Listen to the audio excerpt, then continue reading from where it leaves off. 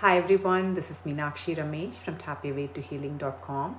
I'm recording this video going live for the second time because there was some loud noise downstairs from the television, so I had to go request people to keep it in mute, and I'm just going live again for the second time. In case you joined me live, if someone joined me live, I deleted the video and I'm redoing this video. All right. So today's topic is letting go of the need to project advice. Today's quote is, feelings come and go, and eventually you realize that you are not your feelings, but the real you is merely witnessing them. David R. Hawkins.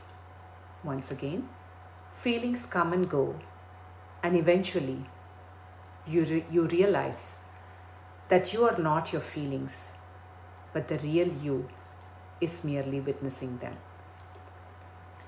So on to today's topic, and let's get started tapping. Even though I may tend to project my thoughts, ideas, and beliefs, or emotions and feelings onto others, I choose to acknowledge who I am and how I feel. Even though I may tend to do this unconsciously, I love and accept myself. Even though sometimes I end up giving unsolicited advice, and I also receive unsolicited advice, I choose to acknowledge that this is a pattern and conditioning that all of us tend to do as humans, and I'm open to letting go of this pattern. Go to the eyebrow. I choose to start with myself. Where am I right now? In terms of making a decision about an issue or taking action. This may be regarding myself or my family. I choose to recognize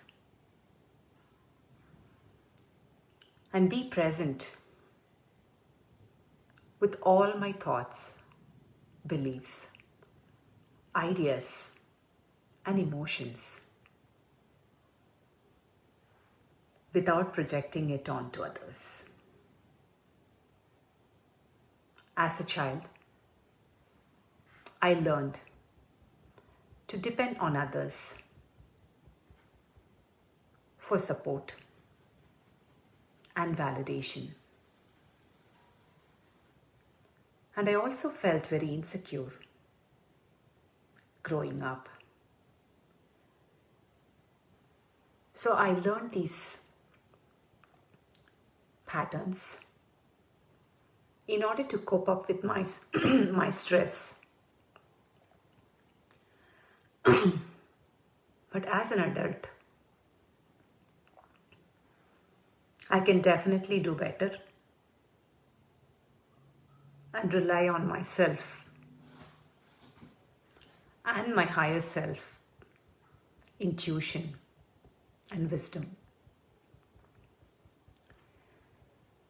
So every time I feel this need to project my fears and insecurities onto others, I choose to return to myself and let myself know that this is an old pattern that is not serving me anymore, and it's time to let it go. This awareness will also lead me to the places that I don't acknowledge within myself and help me heal those areas. When it comes to advice, once again, I choose to recognize that this is an old pattern that I'm repeating unconsciously. And every time I notice that I'm doing something